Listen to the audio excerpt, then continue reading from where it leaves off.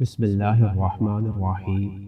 شیطان کہتا ہے کہ 5 قسم کے لوگ ایسے ہیں جن پر میرا کوئی بس نہیں چلتا، اور ان پر میرے مکر و فریب کا کوئی اثر نہیں ہوتا، اور ان کے علاوہ باقی سب لوگ میرے چنگل میں ہیں۔ پہلا وہ شخص جو پاکیزہ نیت کے ساتھ خدا کی پناہ حاصل کرے اور اپنے تمام امور میں خدا پر بھروسہ کرے۔ دوسرے وہ جو شب و روز زیادہ سے زیادہ خدا کی حمد و ثنا کرے۔ تیسرے وہ شخص جو دوسروں کے لیے وہی چیز پسند کرے جو اپنے لیے پسند کرتا ہے، اور جو چیز اپنے لیے ناپسند کرے اسے اپنے دینی بھائی کے لیے بھی ناپسند کرے۔